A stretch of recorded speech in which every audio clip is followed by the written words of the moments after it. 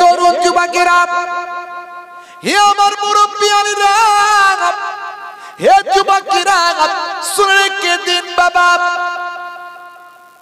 ইমানের কত মূল্য, ইমানের কত দাম। আমি আপনাদের খেদমতে একটা উদাহরণ দেব। হে তরুণ যুবকেরা, আল্লাহর নবীর একজন চাচা জান ছিলেন। সেই চাচা জানের নাম হলো হযরতে হামজা বিন আব্দুল মুত্তালিব। হামজা বিন আব্দুল মুত্তালিব, হযরতে হামজা রাদিয়াল্লাহু তাআলা আনহু একেবারে আল্লাহর নবীর সিংহ চাচা ছিলেন, যাকে বলা হয় সিংহ সিংহ সম চাচা, মানে আল্লাহর নবীর একজন ভাই আমার শক্তিশালী চাচাদের মধ্যে একজন ছিলেন হযরতে হামজা রাদিয়াল্লাহু তাআলা আনহু। আল্লাহর নবীকে বড় ভালোবাসতেন, প্যার করতেন, মোহাব্বত করতেন বাবা, কিন্তু দীর্ঘদিন আল্লাহর নবীর হাতে হাত দিয়ে কালেমা তিনি পড়েননি।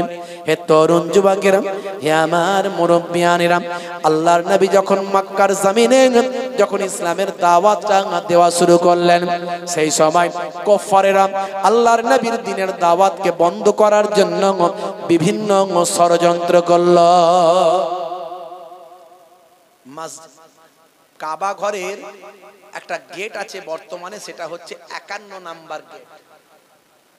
51 নাম্বার গেট। ওই গেট থেকে যদি আপনি ঢোকেন, ওই গেট থেকে ঢুকলে আপনি একটা জায়গা পাবেন, একেবারে কাবা ঘরের ওই ভিতরে একটা জায়গা পাবেন, যেটাকে তৎকালীন যুগে বলা হতো দারুন নাদওয়া, যেটা এখন কাবা ঘরের ওই চত্বর, ওই মসজিদের ভিতরে ঢুকিয়ে নেওয়া হয়েছে। মানে জায়গা বেড়ে গেছে, লোক বেড়ে গেছে, ওটাও ঢুকিয়ে নেওয়া হয়েছে। এই দারুন নাদওয়া মানে হলো কুরাইশদের পার্লামেন্ট, আলোচনা করার জায়গা, নেতাদের আলোচনা টেবিল, যত ষড়যন্ত্র আলোচনা সব ওখান থেকে হবে। আল্লাহর নবীকে হত্যা করার আলোচনা ওখানে হয়েছে। আল্লাহর নবীকে ধরতে পারলে, মারতে পারলে, মেরে ফেলতে পারলে উট পুরস্কার দেওয়া হবে, এই আলোচনা ওখানে হয়েছে। হে তরুণ যুবকেরা, হে আমার বন্ধুরা, শুনে রেখে দিন বাবা, জেনে রেখে দেন। হে মুসলমান, একটু লক্ষ্য করুন, তরুণ যুবকেরা একটু খেয়াল করুন। এই দারুন নাদওয়ায় আলোচনা করেন। আবু জাহিল ছিল দারুন নাদওয়ার পার্লামেন্টের প্রেসিডেন্ট। হে যুবকেরা, হে আমার মুরব্বিয়ানেরা, আবু জাহিলের উপর কেউ কথা বলতে পারে না। সে হলো মক্কার কুরাইশদের হলো নেতা, সরদার। আল্লাহর নবী যখন ওয়াজ করা শুরু করলেন, তখন এই আবু জাহিল পার্লামেন্টে আলোচনা করে ফেলেছে নবীকে বাধা দেওয়া হবে। সে আবার নতুন একটা নাকি ধর্ম নিয়ে এসেছে। আচ্ছা বলুন তো, ইসলাম নতুন ধর্ম না সবচেয়ে পুরানো ধর্ম কোনটা জানেন? আপনারা বলেন, আমাদের মাস্টার সাহেব জানেন, শিক্ষিত মানুষ, উনি বলেছেন সবচেয়ে পুরানো। ঠিকই বলেছেন, ইসলাম ধর্ম সবচেয়ে পুরানো। কিন্তু আমাদের মাঝখানে ছড়ানো হয় এক শ্রেণীর মিডিয়া, এক শ্রেণীর লেখক, তারা লেখে ইসলাম সবচেয়ে কনিষ্ঠ ধর্ম, ছোট ধর্ম, বা সবচেয়ে নবীন ধর্ম, নবীন নিউ রিলিজিয়াস তারা বলে। না,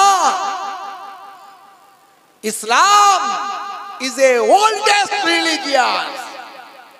ইসলাম ধর্ম হলো সবচেয়ে প্রাচীন ধর্ম। হযরতে আদম নবীর ধর্মের নাম ছিল ইসলাম। ইসলাম সিলমুন ধাতু থেকে এসেছে, যার অর্থ হলো শান্তি। হে তরুণ যুবকেরা, হে আমার মুরব্বিয়ানেরা, সিলমুন থেকে ইসলামের উৎপত্তি, যার অর্থ হলো শান্তি। ভাই আমার, যারা শান্তির ধর্ম মেনে চলে, সেই সিলমুন থেকে এসেছে মুসলিম, মুসলমান। অর্থাৎ যারা এই ধর্ম মেনে চলে, শান্তির বাণী মেনে চলে, তারাই হলো মুসলমান। হযরতে আদম নবী, তিনিও ছিলেন মুসলমান। কোরআন মাজিদ খুলে দেখবেন, ইব্রাহিম নবী থেকে অন্যান্য নবীরা তারা নিজেদের জন্য দোয়া চেয়েছেন, আমার আল্লাহ সারা জীবন যেন আমি মুসলিম হিসাবে জীবন যাপন করতে পারি। হে তরুণ যুবকেরা, ইসলাম ধর্ম বাবা আদম আলাইহিস সালাতু ওয়াস সালাম থেকে এসেছে। আপনি বলবেন, শুনে রাখুন, এই আদম নবী যে আমরা বলি, এর অনেক অস্তিত্ব আছে। এটা একেবারে শুধু আমরাই বলি তা নয়, এটা ইহুদিরাও বলেন, এটা নাসারা খ্রিস্টানরাও বলেন। আমরা বলি আদম, তারা বলে অ্যাডাম। আমরা বলি মা হাওয়া, তারা বলে ঈব। আমরা বলি দাউদ, তারা বলে ডেভিড। আমরা বলি সুলাইমান, তারা বলে সুলেমান। আমরা বলি মুসা, তারা বলে মোজেস। আমরা বলি ঈসা, তারা বলে যিশু। আমরা বলি মারিয়াম, তারা বলে মেরি। ভাই আমার, নামগুলো শুধু পাল্টে গেছে, ব্যক্তিগুলো ঠিকই আছে। তরুণ যুবকেরা, হে আমার বন্ধুরা, শুনে রেখে দিন বাবা, আল্লাহর নবীর ওই প্রিয় চাচাজি, তিনি বাবা তার পূর্বপুরুষের ধর্ম মেনে চলতেন, কিন্তু নবী পাককে বড় ভালোবাসতেন। হযরতে হামজা রাদিয়াল্লাহু তাআলা আনহু, আল্লাহর নবীর এই চাচাজি ভাই আমার, আর আবু তালিব চাচাজি, সবাই দয়ার নবীকে ভালোবাসতেন।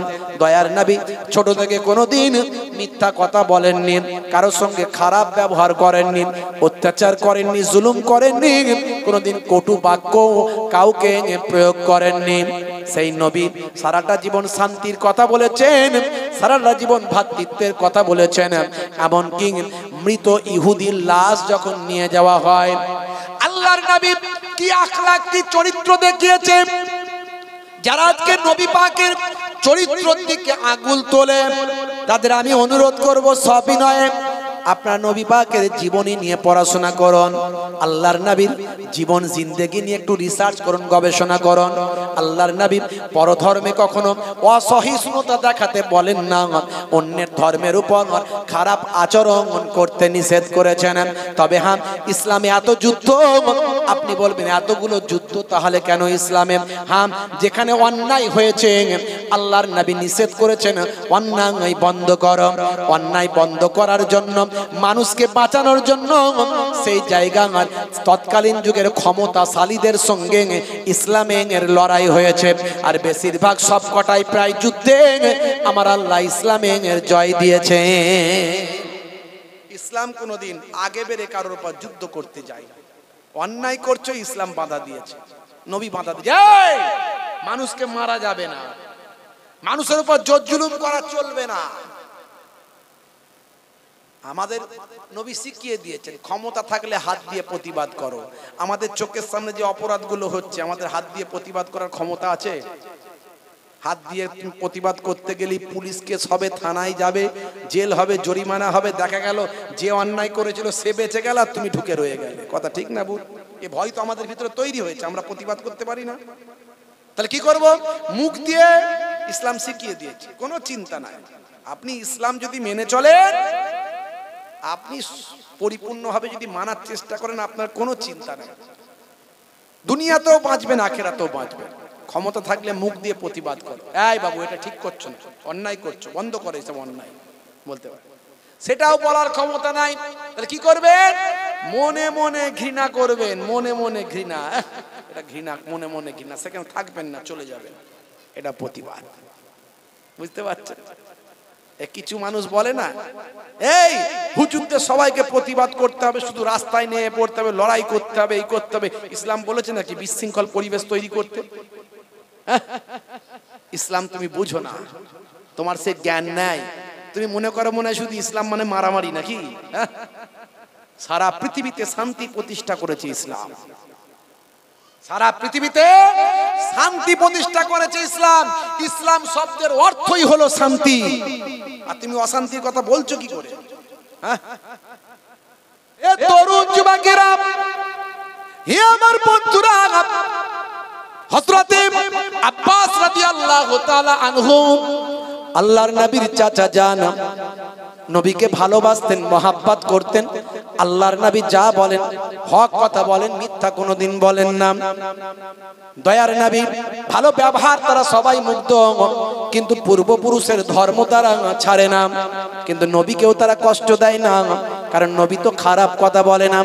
হে তরুণ যুবকেরা, হে আমার মুরব্বিয়ানেরা, শুনে রেখে দিন বাবা, একদিন আবু জাহিল আল্লাহর নবীকে আঘাত করেছে কাবা শরীফের চত্বরে।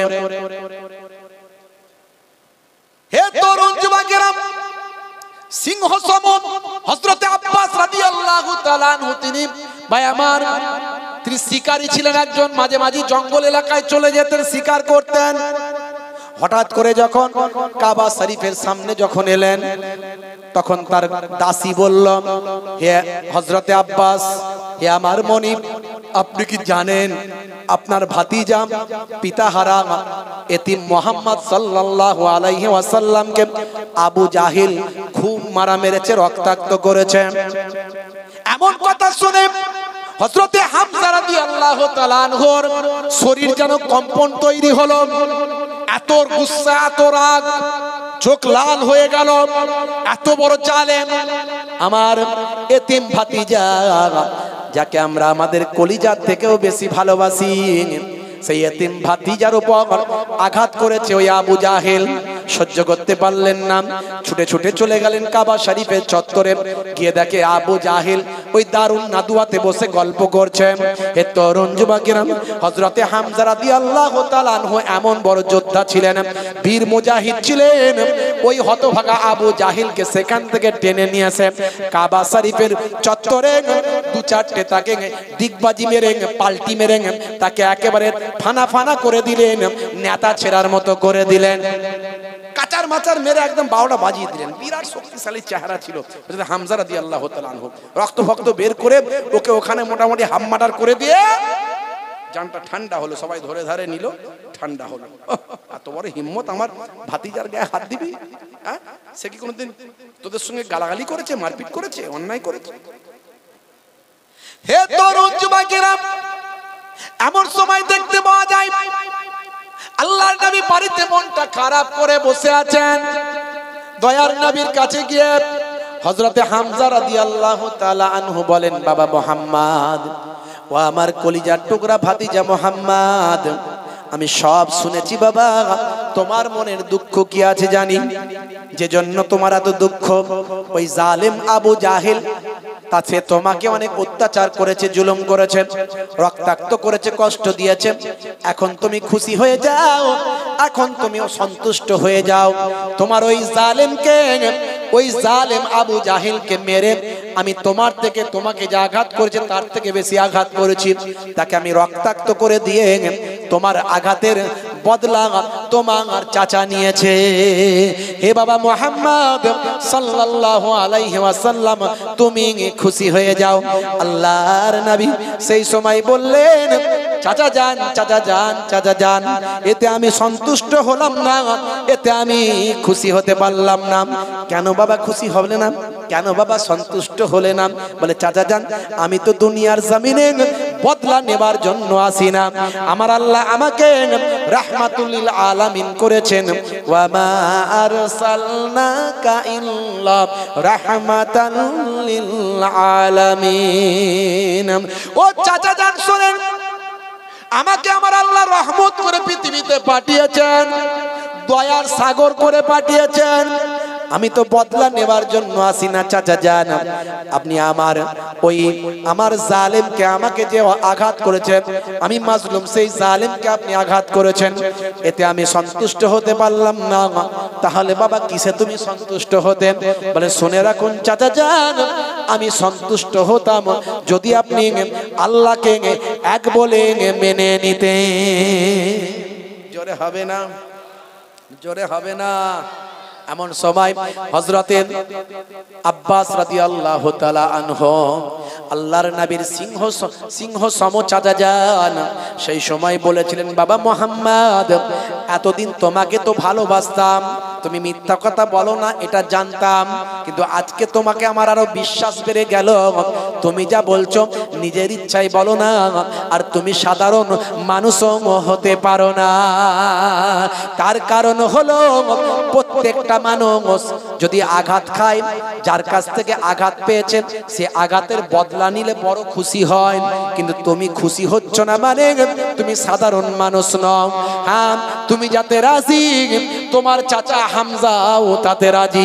পড়িয়ে দাও মহাবাণী মহাকালেমা, কালেমা পড়ে হযরতে হামজা ঈমানদার নবীর সাহাবী হয়ে গেলে। জোরে হবে না, জোরে হবে না। হে তরুণ যুবকেরা, হে আমার বন্ধুরা, শুনে রেখে দিন বা বাবা জেনে রেখে দেন, সেই হযরতে হামজা রাদিয়াল্লাহু তাআলা আনহু আল্লাহর নবীর সঙ্গে হিজরত করেছিলেন মদিনায়। দেখুন ঈমানটা কাকে বলে, নবী প্রেমটা কাকে বলে, একটু আপনাদের আমি বোঝানোর চেষ্টা করছি। হযরতে হামজা আল্লাহর নবীর সঙ্গে হিজরত করেছিলেন মদিনা শরীফে। মদিনা শরীফে যাওয়ার পরে এই যে গোপনে লুকিয়ে চলে গেলেন। মদিনার মানুষগুলো সব নবীর জন্য জীবন দিতে চায়, মক্কার কুরাইশরা নবীর জীবন নিতে চায়, আর মদিনার মানুষগুলো নবীর জন্য জীবন দিতে চায়। এ তরুণ যুবকেরা, হে আমার মুরব্বিয়ানেরা, শুনে রেখে দিন বাবা, জেনে রেখে দেন, মদিনা শরীফে যাওয়ার পরে জালেমরা মদিনাকে ধ্বংস করতে চায়। এই আবু জাহেলের দলেরা মদিনা শরীফকে ধ্বংস করতে চায়। এই ধ্বংস করতে গিয়ে ভাই আমার মদিনার মানুষদের নিয়ে, আল্লাহর নবীর সাহাবীদের নিয়ে 313 জনকে নিয়ে আল্লাহর নবী জালেমদের মোকাবেলা করলেন। এই মোকাবেলা করতে গেলে ঐক্যবদ্ধ হওয়া দরকার আছে না নাই? যোগ্য নেতৃত্বকে মেনে চলা দরকার আছে না নাই? কিন্তু পাড়ায় পাড়ায় সবাই নেতা মুসলমানদের, কথা ঠিক না ভুল? দল অনেক, হ্যাঁ কোন দলের রে বাবু? ওই দলের মুসলমান মার খেয়েছে, অসুবিধা নাই, হ্যাঁ রাত দিন মার খাচ্ছি আমরা, অথচ সেই নবীর আমরা শিষ্য, সেই হযরতে খালিদের উত্তরসূরি, সেই হযরতে ওমরের উত্তরসূরি, সেই হযরতে ভাই আমার কি বলবো আবার রাদিয়াল্লাহু তাআলা আনহুর উত্তরসূরি। আজকে আমরা মুসলমান লাঞ্ছিত বঞ্চিত, তার কারণ হলো আমাদেরকে টুকরো টুকরো করে দেয়া হয়েছে। আমরা যোগ্য নেতা খুঁজে পাই না, যোগ্য নেতৃত্ব মানি না, আর আমাদের নেতারাও যাদেরকে নেতা বলে মনে করেছি তারা সব বিশ্বাসঘাতকতা করেছে। খুব মুশকিল। প্রত্যেকটা এলাকায় যোগ্য মানুষদেরকে মেনে চলবেন, সম্মানীয় মানুষদেরকে সম্মান দেবেন, যার নেতৃত্ব দেওয়ার ক্ষমতা আছে, সৎ ন্যায়পরায়ণ নেতা যদি হয়ে থাকে গ্রামের মানুষের মধ্যে, সামাজিক ভাবে, আমি রাজনীতির কথা বলছি না, সামাজিক ভাবে তার কথা মেনে চলার চেষ্টা করবেন। হে তরুণ যুবকেরা, হে আমার বন্ধুরা, শুনে রেখে দিন বাবা, জেনে রেখে দেন, এই বদরের যুদ্ধে আল্লাহর নবীর 313 জন সাহাবী, এই 313 জন সাহাবী হাজারেরও বেশি জালেমদের বিরুদ্ধে ভাই আমার প্রতিরোধ করে তুললেন। প্রতিরোধ করে তুলতেন আল্লাহর নবীকে আল্লাহ জয় দিলেন। মাত্র 8টা ভাই আমার তলোয়ার মাত্র, আর বাকি কারো হাতে তলোয়ার নাই। কুফফারদের ঘোড়া আছে, তলোয়ার আছে, ঢাল আছে, ভাই আমার সবাইয়ের কাছে কম বেশি ঢাল আছে, তলোয়ার আছে। আর ইমানদার মুসলমানদের মাত্র 8খানা তলোয়ার, কারো ঢাল নাই, কারো আর অন্য কিছু নাই, ভাই আমার ঘোড়া নাই, উট নাই, কিছু না। একেবারে প্রথম জীবন মদিনা শরীফকে রক্ষা করার ব্যাপার, ইসলামকে হেফাজতের ব্যাপার, দয়ার নবীকে রক্ষা করার ব্যাপার। ইমানদারদের কাছে নবী আছেন, আর ইমানদারদের কাছে মহান আল্লাহ আছে। এই ঈমানি শক্তিতে তারা লড়াই করলেন। আমি অবশ্য দেখিয়েছিলাম জায়গাটা এবারে গিয়ে, এই বদরের প্রান্তরে একটা বালির টিলা আছে, পাহাড় আছে, বালির টিলা পাহাড়, যে পাহাড়টায় আমার আল্লাহ 1000 ফারিস্তা নাজিল করেছিলেন মুসলমান ইমানদারদের সাহায্য করার জন্য। এমনি কি আর 313 জন মিলে পেরেছে নাকি? আল্লাহর নবীর দোয়া কবুল হয়েছে, নবী আছেন সঙ্গে, কোনো চিন্তা নাই।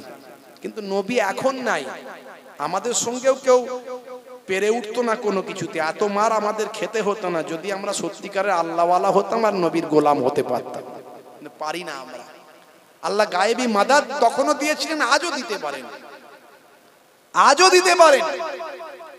এই বদরের প্রান্তরে বালির টিলায় 1000 ফারিস্তাকে আল্লাহ পাঠিয়েছিলেন।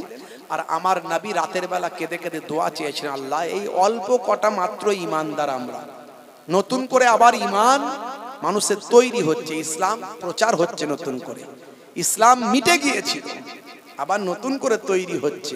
अगर ये चंद नफूस मिट जाए तो कयामत तक तू ना पूछा जाएगा।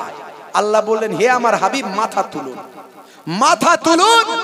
কুফফারদের বড় বড় লিডার তারা কে কোথায় মরে পড়ে থাকবে সেটাও আমি আপনাকে দেখিয়ে দিচ্ছি। জায়গাগুলো আমার নবীকে আল্লাহ কুদরতি ভাবে দেখিয়ে দিলেন। নবী আমার সকালবেলা সেই জায়গাগুলো সাহাবীদের বলে দিলেন, অমুক কুফফারদের লিডার ওখানে মরে পড়ে থাকবে, অমুক জনের ওখানে মরে পড়ে থাকবে।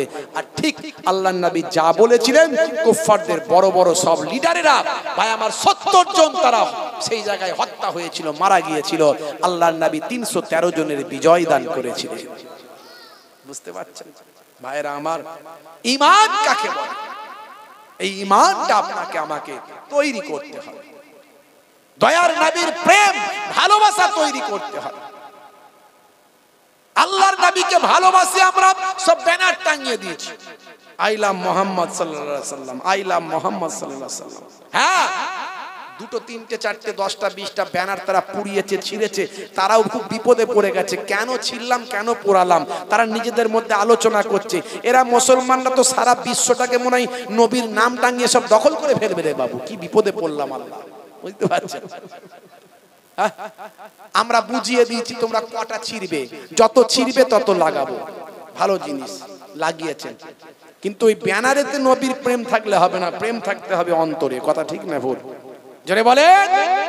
আর প্রেম অন্তরে আছে কই? নবী নবী করছি, নবীর একটা সুন্নত মানি না। নবী নবী করছি, মসজিদে গিয়ে নামাজে জামাতে নামাজ পড়ি না। নবী নবী করছি, আমাদের ঈমানে মজবুতি নাই। হ্যাঁ, নবী নবী করছি, নবীর দেখানো পথে চলি না। মান হাব্বা সুন্নতি ফাকাদ আহাব্বানি ওয়া মান আহাব্বানি কানা মাই ফিল জান্নাহ। যে আমার সুন্নতকে ভালোবাসলো সেই তো আমি রাসূলকে প্রকৃত ভালোবাসলো। আর যে আমি রাসূলকে প্রকৃত ভালোবাসলো, দয়ার নবী বলেন সে আমার সঙ্গে জান্নাতি হয়ে গেল। জোরে হবে না? আর জোরে হবে না? নিশ্চয় ব্যানার টাঙিয়েছেন নবীর নামে, নবী প্রেম করেছেন, ভালোবাসা দেখিয়েছেন। প্রতিজ্ঞা করুন আজ থেকে নামাজ ছাড়বো না। যে নামাজের জন্য আমার নবী এত কষ্ট পেয়েছে। জালেমরা বলেছিল, বাবা মুহাম্মদ তুমি কি চাও বলো। তুমি তো কোনোদিন মিথ্যা কথা বলো না, কোনোদিন কাউকে আঘাত করো না, কারোর সঙ্গে খারাপ আচরণ করো না। খালি তোমার সঙ্গে আমাদের দ্বন্দ্ব একটাই, আমরা দীর্ঘদিন ধরে যে খোদা তৈরি করেছি, তৈরি করে খোদাকে মানছি।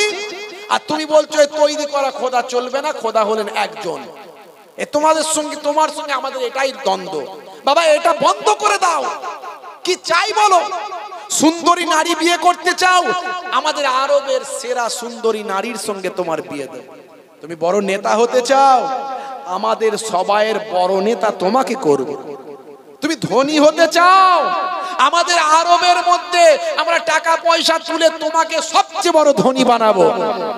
আল্লাহর নবী বললেন, হে আমার চাচা জানেরা শুনে রেখে দেন, মহান স্রষ্টার কাছ থেকে আমার উপর দায়িত্ব অর্পিত হয়েছে। আমাকে আমার আল্লাহ নবী বানিয়েছেন, পয়গম্বর বানিয়েছেন। আমার উপর যা দায়িত্ব অর্পিত হয়েছে সেটা আমাকে পালন করতে হবে। এই পালন করতে গিয়ে যদি আপনারা বাধা দেন, আমার এক হাতে যদি সূর্য দেন আর এক হাতে যদি চাঁদ দেন, তারপরেও আমি আল্লাহর নির্দেশনা ছেড়ে দেব না। দেখেছেন ভাইরা আমার, ঈমান কাকে বলে? সেই ঈমানকে মজবুত করুন, নামাজি হয়ে যান। আজ থেকে প্রতিজ্ঞা করুন নামাজ ছাড়বেন না। আজ থেকে প্রতিজ্ঞা করুন নবীর সুন্নত ছাড়বেন না। যে ব্যানারগুলো টাঙিয়েছেন, এই ব্যানারগুলো অনেক জায়গায় আমরা দেখছি ছিঁড়ে যাচ্ছে, মানে ছিঁড়ে এবার পড়ে যাবে। এই নবীর ভালোবাসা? টাঙানোর বেলায় টাঙিয়ে দিলাম আর নবীর নাম রাস্তায় পড়ে থাকবে, গড়াগড়ি খাবে। হ্যাঁ, এর আগেও আমি বলেছি, যারা ব্যানার টাঙিয়েছে, যদি ওই ব্যানার রাস্তায় ছিঁড়ে পড়ে থাকে, লোকে যদি পা দিয়ে মারিয়ে যায়, যতটা ব্যানার টাঙিয়ে তুমি ভালো কাজ করেছো, তার থেকে 1000 গুণে তুমি গুনার খাতায় নাম তুমি লিখিয়েছো। ওই ব্যানার উল্টে যাচ্ছে, পাল্টে যাচ্ছে, ছিঁড়ে যাচ্ছে, পড়ে যাওয়ার আগে খুলে ফেলো। খুলে ওই ব্যানার খুলে নিয়ে গিয়ে গুড়িয়ে ভাই আমার কবরস্থানের পবিত্র জায়গায়, যেখানে লোকে পা দেবে না, সেখানে দাফন করে দাও। সেখানে দাফন করে দাও। ও আস্তে আস্তে মাটির সঙ্গে মিলিয়ে যাবে। ওই ব্যানারের অপমান যেন না হয় সেটা মাথায় রাখতে হবে। নবীর নাম, নবীর ব্যানার টাঙিয়েছো পরে নিজের অন্তরে টাঙাও, নিজের কলবে নবীর ব্যানার টাঙিয়ে দাও। দেখবে নবীর মহাব্বত, নবীর প্রেম যখন চলে আসবে, তুমি আর বেনামাজি হতে পারবে না, তুমি আর সুন্নত ছেড়ে চলতে পারবে না। কদিনের দুনিয়া, আজ মারা গেলে কাল 2 দিন হবে, 3 দিন পরে কেউ খবর রাখবে না। তুমি নবীর হয়ে যাও, কারণ কবরে তোমাকে বাঁচাতে যদি কেউ আসে, একমাত্র দয়ার নবী আসবে সেদিন। হাসরের ময়দানে যদি কেউ বাঁচাতে আসে, সবচেয়ে আগে তোমার নবী তোমাকে বাঁচাতে আসবে। তাই নবীর প্রেমকে নিয়ে আসো, নবীর মহাব্বত নিয়ে আসো, নামাজি হয়ে যাও, সুন্নতওয়ালা হয়ে যাও। বান্দা নামাজ পড়ো, আঁকড়ে ধরো, ছেড়ো না নামাজ এই জীবনে, করো না কাজা, হবে যে সাজা, দোজখ ঠিকানা আখিরাতে, দোজখ ঠিকানা আখিরাতে। ফজর গেল ঘুমে ঘুমে, জোহর বেলাতে কাজ, আসর গেল তাসার আড্ডায়, মাগরিব হেলা ফেলায়। নামাজ তোমার সঙ্গের সাথী, নামাজ হলো গোরের বাতি, নামাজ বিনা এই দুনিয়ায় সবই যে বৃথা। বান্দা নামাজ পড়ো, আঁকড়ে ধরো, ছেড়ো না নামাজ এই জীবনে, করো না কাজা, হবে যে সাজা, দোজখ ঠিকানা আখিরাতে, দোজখ ঠিকানা আখিরাতে। আল্লাহ রাব্বুল আলামিন আমাদের প্রত্যেককে নামাজি বানিয়ে দেন। বলুন আল্লাহুম্মা আমিন, বলুন আল্লাহুম্মা আমিন। কারা কারা নামাজ পড়বেন হাত তুলে দেখান। অনেকে তুলছেন না। ক্যান্সার হতে পারে, টিউমার হতে পারে, প্যারালাইসিস হতে পারে, হার্ট অ্যাটাক করতে পারে। বাপ হাত তোলো, নারে তাকবীর। সিলসিলা হক ফুরফুরা শরীফ, সিলসিলা হক মুজাদ্দিদুজ জামান, পীরনগর হরিণখোলা দরবার শরীফ, হরিণখোলা দরবার শরীফ, নারে তাকবীর। মাশাআল্লাহ। আল্লাহ রাব্বুল আলামিন আমাদের প্রত্যেককে নামাজি বানিয়ে দেন। বলুন আল্লাহুম্মা আমিন।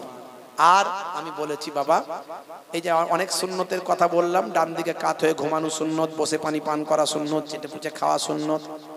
তুমি কবরে গেলে কোনো সুন্নত দেখা যাবে না, একটা সুন্নত ফারিস্তা দেখতে পাবে, সেটা হলো মুখের দাড়ি। অনেকে দাড়ি রাখতে লজ্জা পায়, আমি বলি লজ্জা পাওয়ার কিছু নাই। বড় রাখতে যদি অসুবিধা মনে হয়, ইমানি শক্তি এখন সে জায়গায় পৌঁছায় না, ছোট রাখো, ছোট রাখুন। এখন দাড়ি তো ফ্যাশন, লোকে এখন ফ্যাশন মনে করে দাড়ি রাখছে। বিরাট কোহলি দাড়ি রেখেছে, হরভজন সিং রেখেছে, লিওনেল মেসি রেখেছে, বড় বড় নেতা মন্ত্রী খেলোয়াড় প্লেয়াররা রেখেছে, ভারতের বর্তমান প্রধানমন্ত্রী, আগের প্রধানমন্ত্রী সব রেখেছে। হ্যাঁ, তো দাড়ি এখন ছোটই রাখো, কিন্তু কোন নেতা মন্ত্রী খেলোয়াড় প্লেয়ার রেখেছে বলে নয়, নবীর সুন্নত মনে করে ছোট রাখো। যদি ইমানি শক্তি বেড়ে যাবে, মুহিবুল্লাহ হুসাইনির থেকে বড় দাড়ি সেদিন হয়ে যাবে। কিন্তু তার আগে যদি মারা যাও, কবরে দেওয়ার পরে মুনকার নাকির ফারিস্তা এসে দেখতে পাবে, বলবে মান রব্বুকা, দেখতে পাবে নবীর ভালোবাসায় ছোট হলেও দাড়িটা রাখা, হতে পারে ওই দাড়িটাই হবে তখন নাজাতের জারিয়া। ভাইরা আমার, এই দুটো কাজ করো, একদিকে নামাজ, একদিকে দাড়ি। এই দুটো কাজ করলে দুনিয়ার অনেক পাপ অন্যায় থেকে অটোমেটিক আল্লাহ আপনাকে বাঁচিয়ে দেবেন। দুনিয়াতেও কামিয়াবি পাবেন, আখিরাতেও কামিয়াবি পাবেন। যাই হোক, আপনাদের খেদমত থেকে বিদায় নেব। আমার পরের বক্তা সাহেব কই এসেছেন? নিয়ে চলে আসেন ওনাকে তাড়াতাড়ি করে। যাই হোক, আলোচনা শেষ করছি, আর দেরি করব না, 9:30 বেজে গেছে। পরবর্তী যিনি হযরত আছেন, মোহতারাম সম্মানীয় মাওলানা সাহেব, জি হ্যাঁ, ওনাকে নিয়ে চলে আসেন। আপনাদের খেদমত থেকে বিদায় নেব। ভাইরা আমার, আখেরি মোনাজাত নিয়ে যাবেন। আমি চলে গেলেই যেন উঠবেন না, মজলিস নষ্ট করবেন না, সারা রাত্রির ব্যাপার নয়। বন্ধুরা আমার, তরুণ যুবকেরা আমার, মুরব্বিয়ানেরা আমার, না এখন সব রাজনীতি করতে হবে, সব এখন রাজনীতি না করলে এখন শান্তি প্রতিষ্ঠা হবে না, সব রাজনীতি করতে হবে, এই করতে হবে। ভাই রাজনীতি করতে বারণ করছি না, করুন না, করতে তো বারণ করিনি। যে করে না তার উপরে জোর করবেন না। সে করছে না মানে যে সে ভুল করছে তা নয়, তা নয়। আপনি রাজনীতি যদি ইমানদারির সঙ্গে করতে পারেন ভালো, আর যদি ইমানদারির সঙ্গে করতে না পারেন, যদি সেখানে আপনার স্বার্থ থাকে, গদি, চেয়ার, পয়সা, ক্ষমতা, সেটা আল্লাহর জন্য হলো না দুনিয়ার জন্য হলো, কোনটা যারে বলেন? আচ্ছা আমাদের এখানে যেসব রাজনীতি হয় এখন আল্লাহর জন্য হয় না দুনিয়ার জন্য হয়, জোরে বলেন? তাহলে হুজুররা সব রাজনীতি করবে নাকি? সব হুজুর রাজনীতি করবে? হ্যাঁ, যদি আল্লাহর জন্য হতো ওই রাজনীতি করতে গিয়ে যদি মরে যায় ওটা শাহাদাতের দরজা পেয়ে যাবে। তুমি চিন্তা করো বুকে হাত দিয়ে আল্লাহর জন্য করছে কিনা। যদি তোমার নিয়ত ঠিক থাকে আল্লাহর জন্য করছি, হ্যাঁ আমি এমন রাজনীতি করব, করে যদি আমি জয়লাভ করতে পারি তাহলে আমি এখানে অন্যায় বন্ধ করে দেবো। পারবে? অন্যায় বন্ধ করার ক্ষমতা আছে তোমার? কি করে পারবে? কি করে পারবে? বাংলাদেশ পাশে, বাংলাদেশ 90% মুসলমান কম বেশি, সেখানে তারা এখনো ঠিক করতে পারে না, যত গোলমাল সব বাংলাদেশে। নাস্তিক আমাদের এখানে কটা নাস্তিকের নাম আপনি জানেন? যত নাস্তিক সব বাংলাদেশে। এই তাসলিমা নাসরিন, আসাদ নূর, সব নাম শুনেছেন?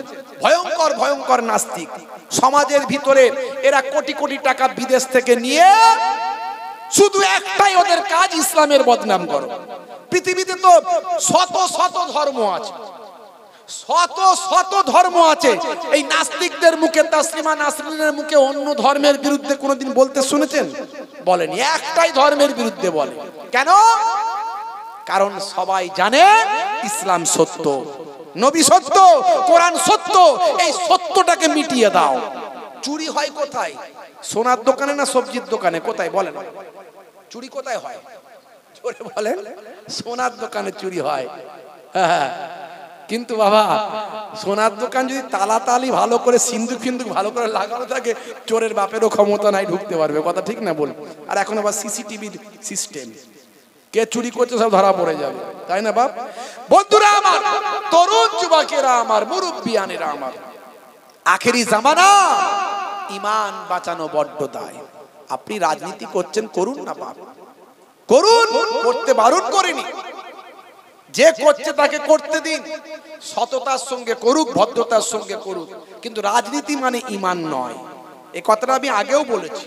ভারতবর্ষের রাজনীতি মানে ঈমান নয়। আপনি এটাকে মনে করবেন না আমার ঈমান। নেতার জন্য আপনি জীবন দিয়ে দিচ্ছেন। এই যে 2026 সাল সামনে, বিধানসভা ভোট আসছে, সব দলের সিপিএম, তৃণমূল, কংগ্রেস, আইএসএফ, আরো যা যা আছে সব দলের, খালি বিজেপিতে একটু কম আছে, সেখানেও আছে। বিজেপি মাদ্রাসা ভেঙে দিচ্ছে, মসজিদ ভেঙে দিচ্ছে, হ্যাঁ, আমার ইসলামের বিরুদ্ধে কটূক্তি করছে। হ্যাঁ, উত্তরপ্রদেশে আমার নবীর এতে কি বলে, ওই যে নবী দিবসের মিছিল, শান্তি মিছিল, ভাই মিছিল কি লোকে করে না নাকি? নবী দিবসের মাস, আমার নবীর জন্ম মাসে তারা মিছিল করেছে, দুটো ব্যানার টাঙিয়েছে, সে ব্যানার ছিঁড়ে ফেলে দিয়েছে, পুড়িয়ে দিয়েছে, কেস দিয়েছে, তাদের উপরে বুলডোজার তাদের ঘর ভেঙে দিয়েছে, ব্যানার টাঙানোর জন্য ঘর ভেঙে দিচ্ছে। হ্যাঁ, দেখোনি নামাজিরা সপ্তাহে জুম্মার দিন একদিন, এই রাস্তায় মাঝে মাঝে ভিড় বেশি হলে একদিন আর দিন একটু দু চার কাতার হয়ে যায়, তাই তো নাকি? তাই যেন জ্বালা পোড়ায় অস্থির হয়ে গেল। হ্যাঁ, আর সারা দেশে দেখুন, যে যার ধর্ম যখন হয়, এই পুজো পার্বণ যখন হচ্ছে, মাসের পর মাস চলছে। হ্যাঁ, এই যে খ্রিস্টানদের যখন আপনার ওই বড়দিন হচ্ছে, তখন দিনের পর দিন চলছে রাস্তাঘাটে প্রোগ্রাম। আর মুসলমানদের শুক্রবারে একদিন 10-15 মিনিটের জন্য যদি নামাজে বাইরে বেরোয়, আপনারা দেখেছেন ভাইরাল হয়েছে, বুটে করে পুলিশ এসে নামাজিকে মারছে, হয়েছে না হয়নি? এরকম কত দেখবেন, কত দেখবেন। অথচ মুসলমান এত কিছু জেনেও খালি পয়সার জন্য আর চেয়ারের জন্য এইরকম সাম্প্রদায়িক দলের সঙ্গে হাত মেলাচ্ছে, যদি হাত মেলায় তার ঈমান থাকবে? আমি আপনাদের যে প্রশ্ন রেখে দিলাম, থাকবে? অত সহজ নয়, অত সহজ নয়। আপনি রাজনীতি করুন, এই জন্যই বলে রাজনীতিটাকে ঈমান মনে করে নেবেন না। এটা কি ইসলামিক রাজনীতি হচ্ছে নাকি? ইসলামিক রাজনীতি যেখানে আছে বর্তমানে আফগানিস্তানে আছে, বর্তমানে আফগানিস্তানে আছে। সম্ভবত কাল না পরশুদিন আফগানিস্তানের একজন ব্যক্তিকে, ভাই আমার, সমস্ত সকলের সামনে ফুটবল মাঠে, ক্রীড়া প্রাঙ্গণে, ক্রীড়া মাঠ মানে খেলার মাঠেতে প্রকাশ্য তাকে হত্যা করা হয়েছে। কি করেছিল? একটা গর্ভবতী নারীকে সে হত্যা করেছিল এবং তার ফ্যামিলিকে, তার স্বামীকে হত্যা করেছিল। সেই লোকটা তাকে প্রকাশ্য তাকে হত্যা করেছে। মানে এটা হলো ইসলামের আইন। ইসলামের আইন সারা পৃথিবীতে কম বেশি 200 খানা দেশ আছে। দেশগুলোর মধ্যে 57 খানা বা 60 খানা, 57 খানা ওআইসি আর 57 খানারও বেশি আরো মুসলিম দেশ। এই এতগুলো মুসলিম দেশের মধ্যে যদি একটা দেশে আপনি 90% 95% ইসলাম মেনে চলে, সেটা হলো আফগানিস্তান বর্তমানে। তা আবার ক বছর থেকে? 4 বছর থেকে ক্ষমতা পেয়েছে তারা। 2021 সাল থেকে ক্ষমতা পেয়েছে। এরা 40 বছর অন্যের গোলামিতে থাকতে হয়েছে। সোভিয়েত ইউনিয়নের আন্ডারে ছিল, 20 বছর আমেরিকা শাসন করেছিল। কিন্তু এদের ঈমানি শক্তি এমন, সব বড় বড় দাড়ি, নামাজি, পাগড়িওয়ালা, জুব্বাওয়ালা, কোনো পরমাণু বোমা নাই, কোনো পিস্তল নাই, কিছু নাই।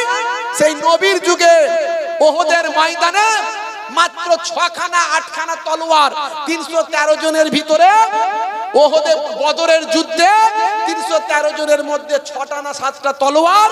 বাকি নবীর সাহাবীদের কাছে কি আছে? 1000 কুফারদের সঙ্গে যুদ্ধ করতে যাচ্ছে, হাতে তলোয়ার নাই, 6 জনের কাছে তলোয়ার। বাকিগুলো কই? বাকি কি আছে? সব খাজুর গাছের লাঠি, খাজুর গাছের লাঠি নিয়ে যুদ্ধ করতে গেছে। ওই লাঠি কি আল্লাহ কুদরতি ক্ষমতা ঈমানি শক্তিতে তলোয়ার বানিয়ে দিয়েছে, যেখানে মেরেছে কচু কাটা হয়ে গেছে। বুঝতে পারছেন তো? ঈমানি শক্তি। এই আমেরিকা 20 বছর, পৃথিবীর দাদা, 20 বছর লড়াই করে যখন পালিয়ে যাচ্ছে আফগানিস্তান থেকে, তখন যাবার সময় অস্ত্র নেওয়ার মতো ফুরসত পায়নি, সব রেখে দিয়ে ক্যাঁচা মেরে ছুটেছে। আপনারা দেখেছেন, সব মালকুড়ি সব পড়ে আছে, ওগুলো আবার এরা বাগিয়ে বুগিয়ে নিয়েছে সব, বলে এগুলো আমাদের অ্যাসেট, সম্পদ। বুঝতে পারছেন? আরে সেই আফগানিস্তানের অরিজিনালি ইসলাম চলে। রাজনীতি হচ্ছে ওইটা, ওই ইসলাম যেখানে অন্যায় নাই। 2024 সালে একটা মাত্র ধর্ষণের ঘটনা ঘটেছে। 2024 সালে ইন্টারনেট সার্চ করুন, ওখানে দেওয়া আছে। তাই আমি বলছি, একটা ধর্ষণের কেস ঘটেছে, তার জন্য তাকে তারা কি করেছে? পাথর নিক্ষেপ করে সকলের মাঝখানে হত্যা করে দেখিয়ে দিয়েছে। এই হচ্ছে ইসলামের আইন, এই রাজনীতি ইসলামের রাজনীতি। আর এখানে আমরা কি রাজনীতি করছি? তা রাজনীতি করুন, যদি দুটো ভালো কাজ করতে পারেন করুন, দুটো ভালো কথা বলতে পারেন বলুন। যারা বলছে তাদের সাপোর্ট করি, যারা বলছে তাদের সাপোর্ট করি, কিন্তু যারা করে না মানে তারা ভুল করছে, এটা ভাববেন না, এটা ভাববেন না। আর রাজনীতিকে ঈমান মনে করবেন না। আপনার ছেলে, আপনার বাপ ছেলে হারাবে, আপনার স্ত্রী বিধবা হয়ে যাবে, আপনার সন্তান এতিম হয়ে যাবে। হ্যাঁ, কোন নেতার ছেলেকে দেখেছেন রাস্তায় মারপিট করতে? কোন নেতার ছেলেকে দেখেছেন রাস্তায় মারপিট করতে? করেনি। আপনি কেন করছেন? কেন? আপনি ভোটটা দেবেন, চেষ্টা করলেন, আপনি যে দল করেন সে দলের জন্য নিশ্চয়ই চেষ্টা করতে পারেন, কিন্তু তার মানে এই নয় নিজের জীবনটাকে দিয়ে দেবেন। এটা কত আর আমরা বোঝাবো, কত আর বলবো? সব দলের প্রথম সারিতে মুসলমান, মারছে মুসলমান, মরছে মুসলমান। না, আর নয়, আর নয়। যদি বাঁচতে চান, আমি আপনাদের আবারও বলছি, এগুলো করবেন। আবারও বলছি, রাজনীতি আপনার ঈমান মনে করবেন না। এটা বলার জন্য আমার উপর সমালোচনা হয়েছে, আমার বিরুদ্ধে ভিডিও তৈরি হয়েছে, তারপরও আমি বলবো, আমার কওমকে বাঁচানোর জন্য বলবো, 100 বার বলবো, ভারতবর্ষের রাজনীতি ইসলামের রাজনীতি নয়। অর্থাৎ এটা আমার ঈমান নয়। এটা দুনিয়াদারি করতে গেলে যেরকম রাজনীতি করা দরকার করব, কিন্তু দুনিয়াদারি করতে গেলে যে রাজনীতি করতে হয় করবেন, তাতে যেন আপনি আপনার জীবনকে দিয়ে দেবেন না, আপনার সন্তান যেন এতিম না হয়ে যায়। আমি আপনাকে এটা আবারও বলবো, বন্ধুরা আমার, হে কেমন করে তোমরা ছেড়ে দাও। এই কাবা ঘরের যিনি মালিক তোমাদের উচিত সে আল্লাহর ইবাদত করা। এই কাবা ঘরের যিনি মালিক সে আল্লাহর ইবাদত করা তোমাদের জন্য উচিত, কারণ তিনি তো ক্ষুধা লাগলে তোমাদের খাওয়ান। আর আর যখন তোমরা ভয় পাও তখন তিনি তো তোমাদের ভয় ভীতিটা দূর করে দেন। ফালিয়াবুদু রাব্ব হাযাল বাইত আল্লাযী আত'আমাহুম মিন জু ওয়া আমানাহুম মিন খাউফ। মাঝে মাঝে আমরা তো ভয় পাই না কি জি? এই মনে হয় এনআরসি করে সব মুসলমানদের তাড়িয়ে দেবে রে, কি কথা ঠিক না ভুল? সে কবে থেকে এনআরসি হচ্ছে বলুন দেখিনি?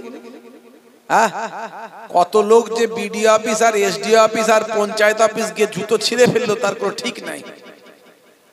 তবে কাগজপত্রগুলো অনেকটা এখন সব মুসলমান আমাদের ভাইদের সব ঠিক মোটামুটি হয়ে গেছে। নাম টাম বানান টানান ভুল ভাল যেগুলো ছিল, এই যে এসআইআর হবে বলছে, তো হবে কি হবে? আমরা কি বিদেশি নাকি? ভয় কিসের? কথা ঠিক না ভুল? তবে কিছু হ্যারেস করবে, হ্যারেস যে হবে না তা নয়। অন্যান্য রাজ্যগুলোতে যা খবর দেখতে পাচ্ছি, বিশেষ করে আসাম, বিহার, হ্যারেস করা হচ্ছে। কিন্তু জোর যখন করছে করুক, আমাদের চোর ডাকাত নয় রে বাবু, বা বিদেশি নয়, এদেশি আমাদের কাগজপত্র সব আছে, লড়াই হবে, আইন আছে। এখনো আমরা সংবিধানের প্রতি আস্থা রাখি, বিশ্বাস করি। ভারতবর্ষের আইনের প্রতি আমাদের এখনো বিশ্বাস আছে, আস্থা আছে। জি হ্যাঁ ভাইরা আমার, এই এসআইআর হবে স্পেশাল ইন্টেনসিভ রিভিশন হোক, অসুবিধা কি আছে? জমির দলিল তো আছে, পুরানো জমির দলিল নাই, দাদর বাপের নামে দাদর নামে নাই, তখনকারের কোনো কাগজপত্র নাই, 2002 সালে ভোটার লিস্টে আপনার আব্বার নাম নাই, পাসপোর্ট আছে, মাধ্যমিক পাস টাস করেছিলেন তার সার্টিফিকেট আছে, তাহলে তো হয়ে যাবে, অসুবিধা কিছু নাই। আর যদি না থাকেও তারপরেও অত সহজ নয়, বাদ দেওয়ার ক্ষমতা নেই, প্রমাণ করতে হবে বিদেশি, তবে আপনাকে বাদ দিতে পারবে। তো ভয় পাওয়ার কিছু নাই, তো টেনশন করার কিছু নাই, আর মনকে শক্ত করতে হবে। হে তরুণ যুবকেরা, হে আমার বন্ধুরা, শুনে রেখে দেন, আপনাকে আমাকে আল্লাহর উপর ভরসা রাখতে হবে। মাল্লাহুল মাওলা ফালাহুল কুল, বান্দা যখন আল্লাহর হয়ে যায়, কুল মাখলুকাত গোলাম হয়ে যায়। মান কানা লিল্লাহি কানা আল্লাহু লাহু, যে বান্দা আল্লাহর হয়ে যায় স্বয়ং আল্লাহ তাআলা তার হয়ে যান। আপনি যদি আল্লাহর মুখাপেক্ষী হন, ভরসা যদি আল্লাহর উপর করেন, তাওয়াক্কুল যদি আল্লাহর উপর থাকে, আপনার ভয় নাই, কোনো চিন্তা নাই, গায়েবী মাদাত করে আমার আল্লাহ কুদরতি ভাবে সাহায্য আপনাকে করবে। আবু জাহেল আমার নবীর জন্য কুয়া খুঁড়েছিল, করেনি? খালি বলছে মুসলমানদের বাঁশ দেয়া হবে, তাড়ানো হবে মুসলমানদের, যা কিছু হচ্ছে শুধু হইচই চলছে কি না মুসলমানরা জব্দ হবে বেটা। কিন্তু দেখো বাবা, অন্যকে গোল করতে গিয়ে নিজে আত্মঘাতী গোল না খেয়ে যাও, কথা ঠিক না ভুল? এমনি তো সব দেখছি, এই কদিন আগে যে ওই কি একটা এমপি, একটা কি নাম যেন ভুলে, এমএলএ নাকি একটা এমপি, ওই আপনার বনগার ওই দিকে একটু বেশ ধর্মীয় ড্রেস ফেস পরে থাকে, সে কদিন আগে কোরআনেরও নাকি ভুল ধরছিল, বুঝতে পারছেন? এই যুবকেরা জানে কোরআনের ভুল ধরছিল, কি নামটা যেন ভুলে গেলাম, বুঝতে পারছেন? তো সে আবার এতদিন বলছিল ওরে বাপরে মুসলমানদের সব, মানে মুসলিমদের বিরুদ্ধে অনেক বক্তব্য তার। এখন আবার বলছে নাকি যে মতুয়া ভাইয়েরা সব বিপদে পড়ে যাবে, তার আবার মিছিল ফিছিল করছে আবার, বুঝতে পারছেন? দেখো বাবা, এই আত্মঘাতী গোল না হয়ে যায়। হ্যাঁ ভাইরা আমার, আবু জাহেল আমার নবীর জন্য কুয়া করে সেই কুয়ায় নিজেই পড়েছিল। আল্লাহ বলছে তোরা আমার হয়ে যান, কিন্তু আমরা দুর্ভাগ্য আমরা আল্লাহর হতে পারছি না। সমস্যা এখানে। আরে আমরাই তো একমাত্র মালিকের ইবাদত করি, মালিক আমাদেরকে দেখবে না? কিন্তু দুর্ভাগ্য মালিকের ইবাদত ঠিক মতো করতে পারছি না।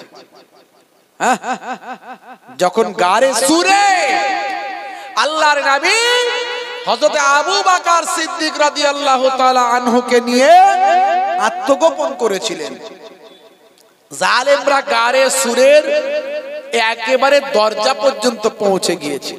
ওই গারে সুরে গিয়ে আমি 2 রাকাত নামাজ পড়ে এসেছি, আল্লাহ আমাকে পড়িয়েছে। পাহাড় অনেক উপরে, 4-5 ঘন্টা শুধু উঠতে সময় লাগে, বুঝতে পারছেন? বয়স্ক মানুষ আর পারবে না, তবে অনেক মানুষের মনের জোরে আল্লাহ করিয়ে দেয়, আল্লাহ কবুল করে। হেরা পর্বতে জাবালে নূর, যেখানে ফারিস্তা জিবরাইল আলাইহিস সালাতু ওয়াস সালাম এসেছিলেন, সেই পর্বতে কোরআন মাজিদের প্রথম সূরা আলাকের 5টা আয়াত নাজিল হয়েছিল। কোরআন মাজিদ নাজিল হয়েছিল যে সূরায়, যে পাহাড়ে, যেটাকে বলা হয় জাবালে নূর, হেরা পর্বত। বুঝতে পারছেন? ওই হেরা পর্বতের ওই গুহাতে, জাবালে নূরে পর্বতে, হেরা পর্বতে গারে সুর, গারে হেরা, এই গারে হেরাতে গিয়েও 2 রাকাত নামাজ আল্লাহ আমাকে পড়িয়েছেন, পড়েছি। ভাইরা আমার, তো অনেক উঁচুতে গারে সুরে আল্লাহর নবী হযরত আবু বকর সিদ্দিক হুজুরকে নিয়ে আত্মগোপন করেছেন। জালেমরা একেবারে ওই গুহার মুখে চলে এসেছে, ছোট্ট গুহা, ছোট্ট মতো। তা আমার আল্লাহ আমার নবীকে কিভাবে হেফাজত করবে? মাকড়সা গিয়ে জাল বুনে দিল, কবুতর গিয়ে পায়রা গিয়ে ডিম পেড়ে দিল। মাকড়সা গিয়ে জাল বুনে দিল, আর কবুতর সেই জালেতে গিয়ে ডিম পেড়ে দিল। জালেমরা এসে বলছে, দেখো এই গুহাতে থাকতে পারে না কি গো? অন্যজন বলে, ধর বাবু, দেখছো না মাকড়সার জাল বোনা, কবুতর ডিম পেড়েছে, ওখানে আবার কোন লোক ঢোকে নাকি? লোক ঢুকলে এগুলো থাকে? হতে পারে না। আর ভিতর থেকে আবু বকর হুজুর জালেমদের পা গুলো দেখতে পাচ্ছে। দেখতে পেয়ে আল্লাহর নবীকে বলছেন, ইয়া রাসূলুল্লাহ, তো জালেমরা ঘোরাঘুরি করছে হুজুর, পা দেখা যাচ্ছে, এক্ষুনি তো আমাদেরকে ধরে ফেলবে, আর আমরা তো মাত্র 2 জন। আল্লাহর নবী বলছেন, বাবা আবু বকর, লা তাখাফ ওয়ালা তাহজান, ইন্নাল্লাহা মানা। আমরা 2 জন নয় হে আবু বকর, ভয় নাই, চিন্তা করো না, ভয় পেও না, আমরা হলাম 3 জন, আমাদের সঙ্গে আমার আল্লাহ তাআলা আছেন। সেই নবীর আমরা উম্মত। আমরা যদি আল্লাহর হয়ে যায়, আল্লাহ গায়েবী মাদাদ কোনটা দিয়ে করবেন আমরা জানি না। কিন্তু দুর্ভাগ্য, আমরা এই পর্যন্তই শেষ। মিলাদুন নবীতে মজলিসে অনেক মানুষ বসবো, খাওয়া দাওয়া করবো, বিরিয়ানি, চলে যাব। সকালবেলা থেকে আবার কালকে জোহরের নামাজে যেমন ওই 10 জন পড়ছিল, মুরব্বী বুড়ো হাবরা মানুষ, তারাই যাবে, নামাজি আর বাড়ল না। কথা ঠিক না ভুল? ইমাম সাহেব, ফজরের নামাজে কজন? বলে মুয়াজ্জিনরা আমি 2 জন। বুঝতে পারছেন? সারা জীবন ধরে আমরা হেদায়েত হতে পারছি না, এই জন্য আমাদের উপরে এত মুসিবত। আমরা তো বিশ্বাস করি আল্লাহর হুকুম ছাড়া কোনো কিছু হয় না। কথা ঠিক না ভুল? তাহলে এই যে জালেমরা আমাদের উপর অত্যাচার করছে, এ কি আর আল্লাহর ইচ্ছার ব্যতীত হচ্ছে? আল্লাহ চেয়েছেন বলে হচ্ছে। কারণ আমরা নিজেরা হেদায়েত হয়নি, আমরা বড় বেড়ে গেছি। এই জন্য আমার আল্লাহ জালেমদেরকে ঠিক করে দিয়েছেন, তোদেরকে সাইজ করব দ্বারা, আর এর বিনিময়ে তোরা কষ্ট পাবি, তোরা অত্যাচারিত হবি, লাঞ্ছিত হবি, তার বিনিময়ে তোদের গুনাহকে আমি মাফ করে তোদের জান্নাতি করব। তাহলে এই যে বিপদ আসছে, এর মধ্যে দিয়ে আমাদের ভালো আছে, কিন্তু এত বিপদ আসতো না যদি আমরা আল্লাহওয়ালা হয়ে যেতাম। হাদিস পাকের মধ্যে এসেছে, মানুষ যখন অন্যায় অত্যাচার পাপাচারে লিপ্ত থাকবে, আখেরি জামানায় আমার আল্লাহ তাদের উপর জালেম বাদশা নিয়োগ করে দেবে। হাদিসের মধ্যে এসেছে। হয়েছে না হয়নি বলেন? শান্তিতে আছেন? মন শান্তিতে আছে? নাই, সব সময় টেনশন, কি হবে আল্লাহ, কি হবে আল্লাহ। হে তরুণ যুবকেরা, হে আমার বন্ধুরা, শুনে রেখে দিন বাবা, জেনে রেখে দেন হে মুসলমান, আপনার আমার ঈমানকে মজবুত করতে হবে। আপনারা আমার বিশ্বাসকে মজবুত করতে হবে, আল্লাহর প্রতি ঈমানটা সঠিকভাবে ঠিক করতে হবে। আমি এর আগে অনেক উদাহরণ দিয়েছি আল্লাহর প্রতি বিশ্বাস কেমন করে আসবে। হে তরুণ যুবকেরা, হে আমার মুরব্বিয়ানেরা, আল্লাহকে দেখি না, আল্লাহকে চোখে দেখতে পাওয়া যায় না, কিন্তু আল্লাহকে না দেখলেও আমার আল্লাহকে অনুভব করা যায়। বন্ধুরা আমার, আপনার মাথায় মাঝে মাঝে কেউ ঢোকাতে পারেন, আর না দেখে কি আবার স্রষ্টাকে মানা যায়? হে তরুণ যুবকেরা, আল্লাহকে ছাড়া আপনি কাকে বিশ্বাস করবেন, কাকে আপনি মানবেন?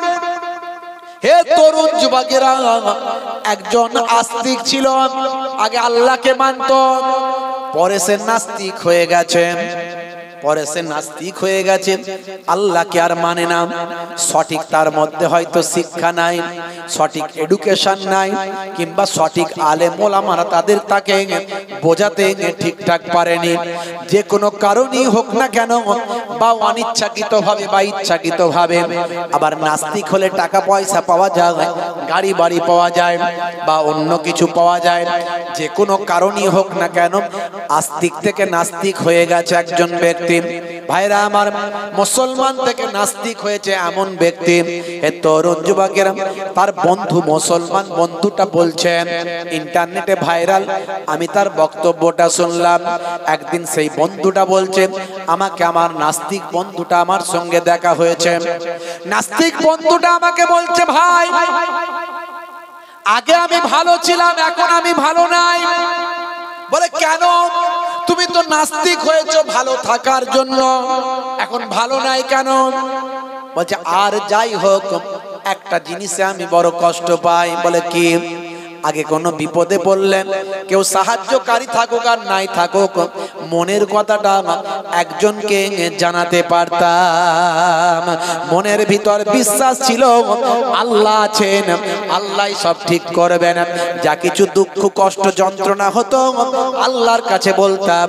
আর যখন থেকে আল্লাহকে অস্বীকার করেছি, তখন থেকে ভিতরটা শূন্য, আর মনের দুঃখ যন্ত্রণা জানানোর মতো কেউ না। দেখেছেন ভাইরা আমার, সেই নাস্তিক তার বন্ধুকে বলছে, হে তরুণ যুবকেরা, আল্লাহকে আমরা দেখি না কিন্তু অনুভব করি। কিভাবে? আমি অনেক উদাহরণ দিয়েছি এর আগে, অনেক তথ্য দিয়েছি। ইন্টারনেট সার্চ করবেন, 20-25 হাজার বক্তব্য আমার পাবেন। আমি মিস্টার ডিউ ডেভিসের কথা বলেছি, মিস্টার ব্রেইলের কথা বলেছি, আমি ইমামে আজম আবু হানিফা রাহমাতুল্লাহ আলাইহি এবং পাদ্রী সাহেবের উদাহরণ দিয়েছি। অনেক তথ্য আমি তুলে ধরেছি। কোরআন মাজিদ থেকে অনেক আয়াতকে আমি সামনে নিয়ে এসে আমি বাস্তব আর বিজ্ঞানের সঙ্গে টাই করে, আমি বাস্তব আর বিজ্ঞানের সঙ্গে টাই আপ করে বোঝানোর চেষ্টা করেছি এটা কেমন করে হয়। 1450 বছর আগে আল্লাহর কোরআনে কেমন করে লিপিবদ্ধ হয়। যে সময় কোনো বিজ্ঞান ছিল না, সায়েন্স ছিল না, যে সময় কোনো প্যাথোলজি ছিল না, ইন্টারনেট ছিল না, কোন রকম কম্পিউটার ছিল না, সায়েন্স ছিল না, যে সময় কোন ভাই আমার কোন রকম তরুণ যুবকেরা কোন রকম কোন মাইক্রো সার্জারি করার যন্ত্রপাতি ছিল না, যে সময় কোন ভাই আমার এক্সরে মেশিন ছিল না, ইসিজি ইকো কার্ডিওগ্রাফি মেশিন ছিল না, সেই সময় কোরআন মাজিদে যা লিপিবদ্ধ হয়েছে, আল্লাহর নবীর হাদিসে যা লিপিবদ্ধ হয়েছে, আজকের যুগে সেগুলো বিজ্ঞান আর বাস্তবতায় পরিণত হয়েছে। তাহলে কোরআন সত্য কি সত্য নয় আমি বোঝানোর চেষ্টা করেছি, বলেছি। ইন্টারনেটে আছে, আজকাল পুরানো কথা বেশি বলবো না, তবে একটু টাচ দেবো আমার যুবক ভাইদের জন্য। আমি তো এই জন্যই বলি, যাদের বয়স হয়ে গেছে, যাদের বয়স 8 থেকে 38, তাদের কথায় আমি বারবার আসি, তাদের কথা বারবার আলোচনা করি, কারণ তারা এখন রাস্তা ঠিক করতে পারছেন না, কিভাবে চলবো রে বাবু। আর যাদের বয়স 38 থেকে 80, তাদের কথায় আমি কম আসি, কারণ তারা দীর্ঘদিন ধরে ওয়াজ শুনছে, বড় হুজুরের ওয়াজ শুনেছে, মেজ হুজুর কেবলার ওয়াজ শুনেছে, ছোট হুজুর কেবলার ওয়াজ শুনেছে, বড় বড় আলেমদের ওয়াজ শুনেছে, বসিরহাট হুজুরের ওয়াজ শুনেছে, হ্যাঁ, পীরনগরী হুজুর দাদাজান মায়াপুর পীরনগরী হুজুরের ওয়াজ শুনেছে, অনেক বড় বড় আল্লাহওয়ালা মানুষদের ওয়াজ শুনেছে। হয় তারা জান্নাতের টিকিট কেটেছে, না হলে জাহান্নামের টিকিট কেটেছে। দীর্ঘদিন ধরে ওয়াজ শুনছে, 40 বছর 50 বছর ধরে ওয়াজ শুনছে, গ্রামে জলসা হচ্ছে, পাড়ায় জলসা হচ্ছে, এলাকায় জলসা হচ্ছে, 30 বছর 40 বছর ধরে ওয়াজ শুনছে। এই জন্য বলি হয় তারা জান্নাতের টিকিট কেটেছে, না হলে জাহান্নামের টিকিট কেটেছে। শুধু কনফার্ম হতে বাকি আছে, ওয়েটিং লিস্টে ঝুলছে। টিকিট যখন কনফার্ম হয়ে যাবে, যদি জান্নাতের টিকিট কনফার্ম হয়, ট্রেন প্ল্যাটফর্মে আসবে, তাকে তুলে নিয়ে জান্নাতের দরজায় ফেলে দেবে। আর টিকিট যদি জাহান্নামের কনফার্ম হয়, ট্রেন তাকে তুলে নেবে, তুলে নিয়ে জাহান্নামের ভিতরে ঢুকিয়ে দেবে। এর জন্য আমি বলি, যাদের 50 60 70 বছর 80 বছর হয়েছে, হয় তারা জান্নাতের টিকিট কেটেছে, না হলে জাহান্নামের টিকিট কেটেছে। 40 50 60 বছর ওয়াজ শুনছে, এরপরও যদি সে নামাজি না হয়, তাহলে কি বোঝা যাবে? আমি বলছি না জাহান্নামে চলে যাবে, কারণ আল্লাহ কখন তাকে হেদায়েত করে দেবে কেউ জানে না। আল্লাহ কোন অবস্থায় কাকে হেদায়েত করবে কেউ জানে না। কেউ কলেমা পড়লে তাকে আর জাহান্নামী বলা যাবে না, বুঝতে পারছেন? কিছু যদি আপনার বেশরিয়াতি কাজও করে ফেলে, তার ঈমানের ক্ষেত্রে বলা হয়েছে, ঈমান চলে যাওয়ার ব্যাপারে অনেক রকম বিতর্ক আছে। কেউ বাহ্যিক এমন কাজ করলো যার দ্বারা মনে হচ্ছে ঈমান চলে গেল, কিন্তু তার অন্তর বলছে না আমি ঈমানদার। এই নিয়ে ঈমান যাওয়া থাকা নিয়ে অনেক রকম বিতর্ক আছে, ও বিষয়ে আমি যাচ্ছি না, ও ডিসকাসের ব্যাপার, আলোচনার ব্যাপার। তা কোন অবস্থায় আল্লাহ কাকে ক্ষমা করবেন কেউ জানি না ভাইরা আমার, তরুণ যুবকেরা। কিন্তু 50 বছর 60 বছর ওয়াজ শুনেছে, দীর্ঘদিন ধরে জীবন যাপন করেছে, এখনো সে নামাজ পড়েনি। স্বাভাবিক দৃষ্টিতে কি মনে হবে? লোকটা হেদায়েত হয়নি, বেহেদায়েত। তার মানে মল্লি ব্যাস, টিকিট পাকা। এবারে আল্লাহ হঠাৎ করে তাকে পরিবর্তন করলো, সেটা আলাদা জিনিস। কিন্তু একটা আপনার রুলস বলছে, আইন বলছে, ল বলছে, সিচুয়েশন বলছে। হে তরুণ যুবকেরা, হে আমার বন্ধুরা, তাই আমি বলি বয়স্ক মানুষদের জন্য আলোচনা বেশি করার দরকার নাই, তারা অনেক আলোচনা শুনেছে। হে যুবকেরা, তোমাদের জন্য বলি, আল্লাহকে দেখতে পাও না, কিন্তু আল্লাহর নিদর্শনকে তোমরা দেখো। হে তরুণ যুবকেরা, হে আমার মুরব্বিয়ানেরা, শুনে রেখে দিন বাবা, জেনে রেখে দিন বাবা, আমার আল্লাহ বলছেন, হে দুনিয়ার মানুষ, তোমরা আমাকে অস্বীকার করো কেমন করে? কাইফা তাকফুরুন, তোমরা কেমন করে কুফরি করো বিল্লাহি, আল্লাহর সাথে। এই পৃথিবীতে আসার আগে তোমরা কোথায় ছিলেন? এই পৃথিবীতে আসার আগে তোমরা কোথায় ছিলেন? আকুনতুম আমওয়াতান, আমি আল্লাহ বলছি তোমরা সব মৃত ছিলে, মৃত। এই পৃথিবীতে আসার আগে তোমরা মৃত ছিলে। পৃথিবীর কোন কিতাব কি বলেছে পর্যন্ত আপনার কি জানা আছে যে পৃথিবীতে আসার আগে আপনারা মৃত ছিলেন? এটা কি কেউ বলেছে? এটা কি কোনো কিতাবে লেখা আছে? না, আজ পর্যন্ত কোথাও লেখা না হয়, দেখাতে পারবেন না। এই পৃথিবীতে আসার আগে আপনি মৃত ছিলেন, পৃথিবীর কোন কিতাব আপনাকে দেখাতে পারবেন না। কিন্তু আল্লাহর কোরআন, only one book in the world, একমাত্র আল্লাহর কোরআন বলেছেন এই পৃথিবীতে আসার আগে তোমরা ছিলে মৃত। ফাআহিয়াকুম, আমি তোমাদের জীবন দিয়েছি, এই যে আমরা জীবন পেয়েছি। সুম্মা ইউমীতুকুম, আবার তোমাদের মৃত্যু দেব, আমরা আবার মারা যাব, কথা ঠিক না ভুল? সুম্মা ইউহয়িকুম, আবার পুনরায় জীবিত করা হবে। এই যে জীবিত করা হবে, এটাও আল্লাহ বলছে। এই পৃথিবী থেকে মারা যাওয়ার পরে কিয়ামতের দিনে আল্লাহ সমস্ত আত্মাদের জীবিত করবেন। একটা তথ্য আপনাদের বলি, এই যে মানুষ মারা গেলে দেখবেন হয় কবরে, না হলে শ্মশানে। হ্যাঁ, এই কবরে দিলেও শরীরে সব কিছু পচে নষ্ট হয়ে গেলেও, মাটির সঙ্গে মিশে গেলেও নাভিটা নষ্ট হয় না। আর পুড়িয়ে দিলেও, শ্মশানে দিলেও দেখবেন অমুসলিম হিন্দু ভাইরা দাহ করার পরে ওই নাভিটাকে খুলে বের করে ওটাকে ভালো করে সুন্দর করে সম্মান করে তারা গঙ্গায় ভাসিয়ে দেয়। এই যে নাভি হলো বীজ, নাভি হলো বীজ। এই নাভি থেকে আল্লাহ আপনার আমার শরীর যেখানেই পড়ে থাকুক, ধুলো ধোঁয়া যাই হোক, সেখান থেকে তুলে নিয়ে এসে নাভির সঙ্গে লাগিয়ে আবার কিয়ামতের দিনে হাজির করবে। বুঝতে পারছেন?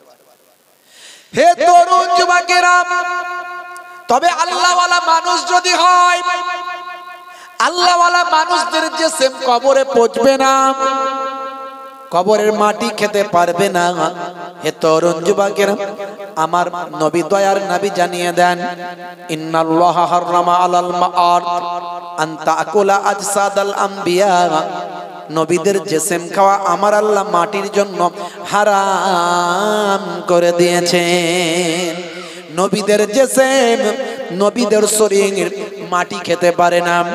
আর শহীদদের ব্যাপারে আমার আল্লাহ কোরআন মাজিদে বলেন, ওয়ালা তাকুলু লিমান ইউকতালু ফি সাবিলিল্লাহি আমওয়াত বাল আহইয়াউ ওয়ালাকিন লা তাশউরুন। শহীদদেরকে তোমরা মৃত বলো না, বরং তারা জীবিত। এখন শহীদ কারা, এই নিয়ে অনেক বিতর্ক আছে।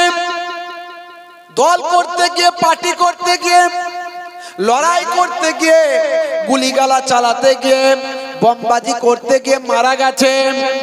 মারা যাওয়ার পরে দলের লোকেরা বলছে, শহীদ অমর রহে, তুমি এগিয়ে চলো, আমরা তোমার পেছনে আছি। বলে কি বলে না? হে তরুণ যুবকেরা, আল্লাহর নবী বলেন, না না, ওটা হলো শহীদ নয়। শহীদ কাকে বলে? শহীদের ডেফিনেশন কি?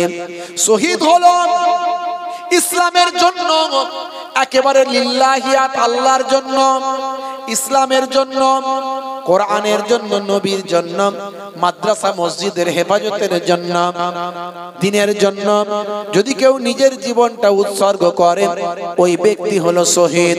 এই শহীদের দরজা, হে তরুণ যুবকেরা, আমার আল্লাহ কোরআন মাজিদের ভিতরে বললেন, বাল আহিয়াও, শহীদদের মৃত বলো না, বরং তারা জীবিত। ওয়ালাকিন লা তাশউরুন, কেমন করে জীবিত সেটা তোমরা জানো না। অনেক সময় দেখবেন কবর ভেঙে গেছে, ডেড বডি বেরিয়ে এসেছে। কত বছর মারা গেছে? বলে 12 বছর। এখনো ডেড বডি একেবারে সুন্দর আছে? বলে হ্যাঁ। কি করে হলো? সায়েন্স বলছে 6 ঘন্টা পর থেকে ডেড বডির পচন শুরু হয়। 6 ঘন্টা পর থেকে ডেড বডির পচন শুরু হয়। কবরে দেওয়ার 24 ঘন্টা পর সবচেয়ে আগে পায়ু তার দিয়ে শরীরের ভিতরের পোকাগুলো বেরিয়ে যায়। 3 দিন পরে সবচেয়ে আগে নাকটা পচে যায়। 6 দিন পরে নখগুলো তার খুলে খুলে ঝরে যায়। 9 দিন পরে শরীরের চুল আর লোমগুলো ঝরতে থাকে। 17 দিনে পেটটা দুম করে বাস্ট হয়ে যায়। 2 মাসে শরীরের গোস্তগুলো পোকামাকড় খেয়ে সব হাড় হাড্ডি খানা বের করে দেয়, কঙ্কাল বানিয়ে দেয়। 390 দিনের মধ্যে কঙ্কালের জয়েন্ট গুলো খুলে পাট পাট হয়ে যায়। মাটি, পোকা, যত যা জীবজন্তু আছে সব খেয়ে ফাঁকা করতে শুরু করে। হে তরুণ যুবকেরা, 365 দিনের মধ্যে, 1 বছরের মধ্যে কঙ্কালেরও ম্যাক্সিমাম হাড় হাড্ডি গুলো মাটি আর পোকা খেয়ে নেয়। কিন্তু যারা আল্লাহর মাহবুব বান্দা হয়, আল্লাহওয়ালা হয়, শহীদ বান্দা হয়, আল্লাহ বলছেন তাদের জিসমটা জিন্দা, জীবিত থেকে যায়। কেমন করে জীবিত সে তোমরা জানো না। ज़मीन मैली नहीं होती, ज़मन मैला नहीं होता। ज़मीन मैली नहीं होती, ज़मन मैला नहीं होता। मोहम्मद के गुलामों का कफन मैला नहीं होता। जोरे হবে না। হে তরুণ যুবকেরা, হে আমার বন্ধুরা, শুনে রেখে দিন বাবা, জেনে রেখে দিন বাবা, হে মুসলমান, আল্লাহ যে আছে এটা আপনাকে বিশ্বাস করতে হবে। আল্লাহকে দেখি না, কিন্তু আল্লাহর নিদর্শনগুলো দেখতে পাই। আমরা বাংলায় জানি কর্তা ছাড়া কখনো ক্রিয়া হয় না, কখনো ক্রিয়া হয় না কর্তা ছাড়া। এই যে স্টেজ তৈরি হয়েছে, প্যান্ডেল তৈরি হয়েছে, কেউ না কেউ করেছে। তাহলে কর্তা ছাড়া যখন ক্রিয়া হয় না, অটোমেটিক সবকিছু কি করে হতে পারে? এই আকাশ, এই জমিন, এই চাঁদ, এই সূর্য, এগুলো কোনো মানুষের সৃষ্টি করা কি মনে হচ্ছে? মানুষ কি তৈরি করেছে? অটোমেটিক হয়ে গেছে। কিছু মানুষ মনে করে এগুলো অটোমেটিক হয়ে গেছে, আবার তারাই বলেন কর্তা ছাড়া ক্রিয়া হয় না। এ তরুণ যুবকেরা, কিন্তু আমরা মুসলমান বিশ্বাস করি এগুলো আমার আল্লাহর কুদরতি ভাবে সৃষ্টি করা। আল্লাহকে দেখতে পাই না, কিন্তু আল্লাহর নিদর্শন দেখতে পাই। হে তরুণ যুবকেরা, হে আমার মুরব্বিয়ানেরা, শুনে রেখে দিন বাবা, জেনে রেখে দেন। আল্লাহকে দেখতে পাই না, কিন্তু আমার আল্লাহর নিদর্শন দেখা যায়। 1450 বছর আগে পৃথিবীর মানুষ ভাই আমার এসব খবর তথ্য কিছু জানতো না। 1450 বছর আগে পৃথিবীর বিজ্ঞানীরা এসব খবর কিছু রাখতো না, কারণ তখনকার যুগে সায়েন্স ছিল না ভাই আমার। ভাই আমার এই চাঁদের চন্দ্রযান তখন যায়নি, মঙ্গলে মঙ্গলযান যায়নি। হে তরুণ যুবকেরা, হে আমার বন্ধুরা, তখন 1450 বছর আগে আল্লাহর কোরআনে যা বলা হয়েছে সেগুলো আজকের যুগে সব বিজ্ঞানের বাস্তবতায় পরিণত হয়েছে। মানুষ অবাক হয়ে যায়, এটা কেমন করে সম্ভব? এই যে বিশ্ব ব্রহ্মাণ্ড তৈরি হয়েছে, আকাশ তৈরি হয়েছে, চাঁদ তৈরি হয়েছে, পৃথিবী তৈরি হয়েছে, এটাকে বিজ্ঞানের ভাষায় তারা বলছে বিগ ব্যাং থিওরি। ওয়াজ জীবনে অনেক শুনেছেন, শুনবেন। আমি একটু অন্যভাবে বলি, এইসব কথাগুলো বলি আমার যুব সমাজগুলো ঠিক মতো বুঝছে কিনা, ওদেরকে বোঝানোর জন্য। যারা একটু পড়াশোনা করছে মোটামুটি তারা বুঝবে বিগ ব্যাং থিওরি। হে তরুণ যুবকেরা, হে আমার মুরব্বিয়ানেরা, শুনে রেখে দিন বাবা, জেনে রেখে দেন। হে মুসলমান, এই বিগ ব্যাং থিওরিতে কি বলা হয়েছে শুনে রাখুন। বিগ ব্যাং থিওরিতে বলা হয়েছে, এই বিগ ব্যাং থিওরিটা আবিষ্কার হয়েছে কবে? এটা হলো 1931 সাল। সালটা হলো 1931 সাল। যিনি প্রথম বিগ ব্যাং থিওরির আবিষ্কার করেন তার নাম হলো মিস্টার জর্জ লেমিন্ট্রেভ, একজন জ্যোতির্বিদ। যিনি মহাকাশ নিয়ে গবেষণা করে তাদের বলা হয় জ্যোতির্বিদ। এই জ্যোতির্বিদ প্রথম 1931 সালে বিগ ব্যাং থিওরি আবিষ্কার করলেন। এই বিগ ব্যাং থিওরি কি বলা হয়েছে? এই বিগ ব্যাং থিওরিতে বলা হয়েছে বিশ্ব ব্রহ্মাণ্ড যা কিছু আছে, আকাশ জমিন চাঁদ সূর্য গ্রহ নক্ষত্র উপগ্রহ সৌরজগৎ, ভাই আমার যা কিছু বিশ্ব ব্রহ্মাণ্ডে আছে সব একটা বিন্দুর মতো ছিল। একটা বিন্দু, এই বিন্দুতে একটা মহাবিস্ফোরণ হলো। মহাবিস্ফোরণ হওয়ার সঙ্গে সঙ্গে আকাশ সৃষ্টি হয়ে গেল, চাঁদ সৃষ্টি হয়ে গেল, জমিন সৃষ্টি হয়ে গেল, পৃথিবী সৃষ্টি হয়ে গেল। এটা কবে বলছে? এটা বলছে 1931 সালে।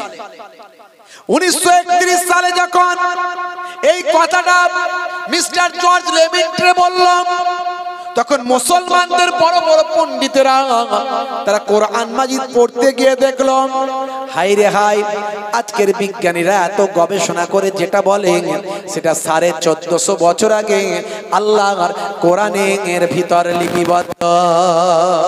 জোরে হবে না? এই যুবকেরা জোরে হবে না? ভাবো তো, কল্পনা করো, চিন্তা করো, সকালবেলা ভাববে মুহিবুল্লাহ হুসাইনি কি কথাগুলো বলে গেল। 1931 সাল মানে আজ থেকে 100 বছরও হয়নি বিগ ব্যাং থিওরি আবিষ্কার হয়েছে, আর 1450 বছর আগে কোরআনে কেমন করে লেখা হয়েছে। জোরে হবে না? যদি বলেন কোরআনে কোথায় লেখা হয়েছে, এই হুজুররা মনে হয় মন গড়া কথা বলে দিয়ে চলে যায়। মুহিবুল্লাহ হুসাইনি তথ্য ছাড়া কথা বলে না। বিশাল জ্ঞান গরিমা বুদ্ধিমত্তা আমার নাই।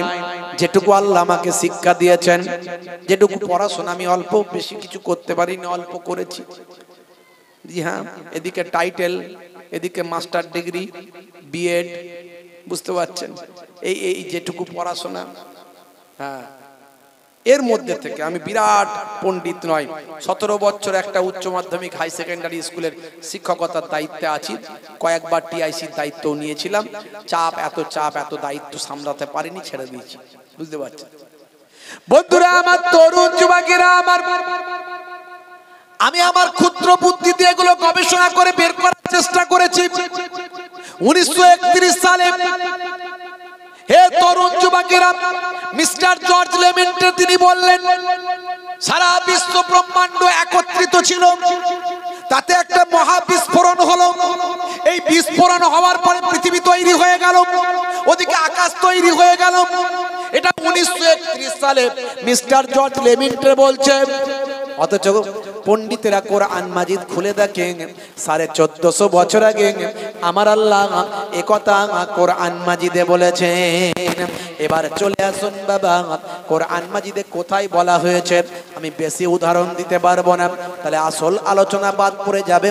এরকম উদাহরণ তো আমি 20-50টা দিয়ে দেব, কিন্তু সময় আপনাদের চলে যাবে, অত শোনার দরকার নাই। মায়েরা একটা ভাত টিপলি হাড়ির ভাত হয়েছে কিনা বুঝতে পারে, কথা ঠিক না ভুল?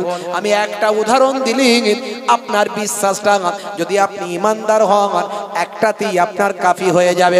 হে তরুণ যুবকেরা, চলে আসুন এবার কোরআন মাজিদে কোথায় বলা হয়েছে। সূরার নাম সূরা আম্বিয়া, আয়াত নাম্বার হলো 30। এই 30 নাম্বার আয়াত বাড়িতে গিয়ে খুলবেন, আপনার মোবাইল আছে, মোবাইলে কোরআন মাজিদ ডাউনলোড করবেন। এই মোবাইলটা হলো মিনি দাজ্জাল। মোবাইলটা কি? আমরা দাজ্জাল আসবে শুনি তো নাকি, সে আর আমাদের দেখা কপালে আছে বলে মনে হয় না, সে পজিশন এখন আসেনি।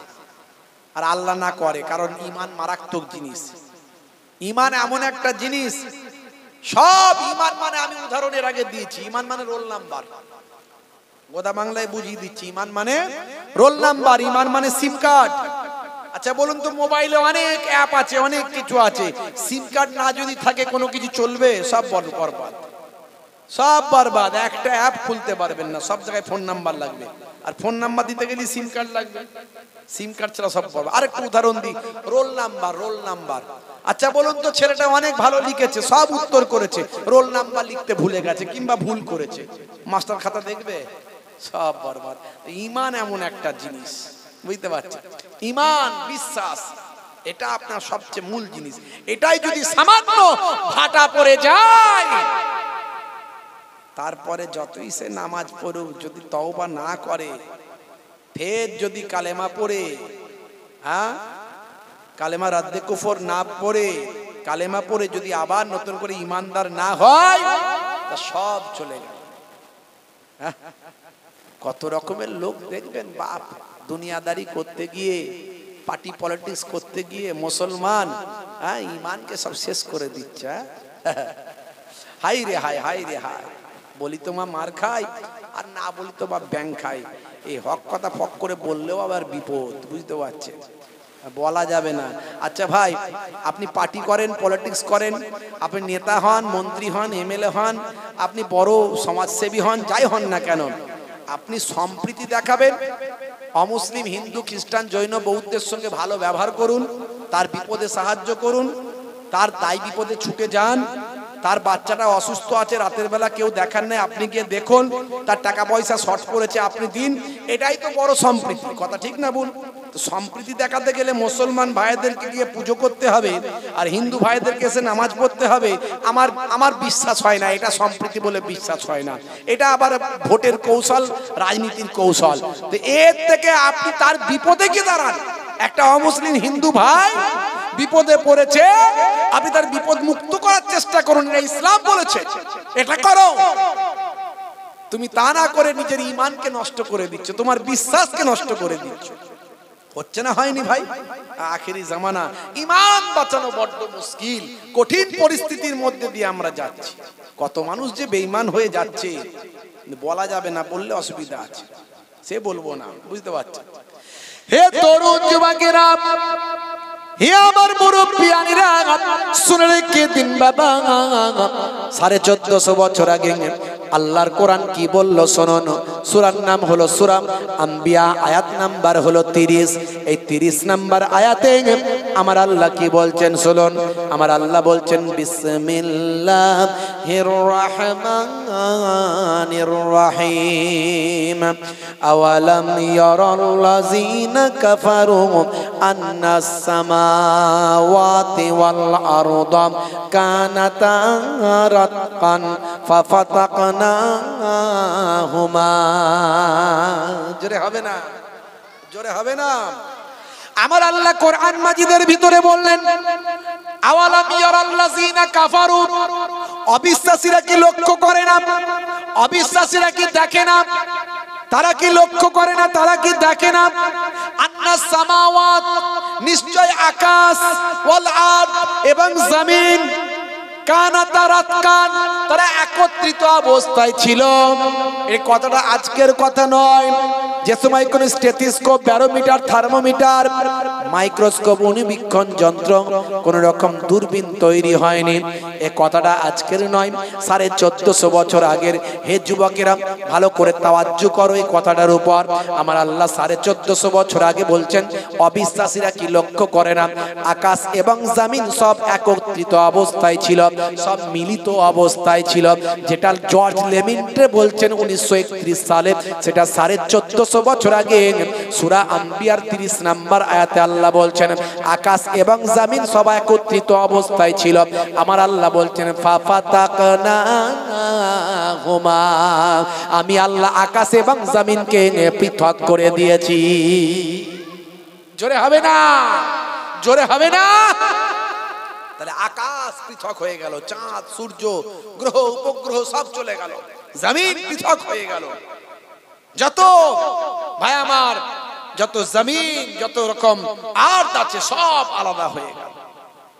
বন্ধুরা আমার, যত আলাম আছে, আলামিন আছে, আলাম মানে হলো জগৎ, আলামিন মানে হলো বহু বচন, জগৎ সমূহ। আলহামদুলিল্লাহি রাব্বিল আলামিন আছে না নাই? যারা বলেন সমস্ত প্রশংসা মহান আল্লাহর, যিনি সারা আলামিন সব জগৎ সমূহের রব। জোরে বলুন সুবহানাল্লাহ।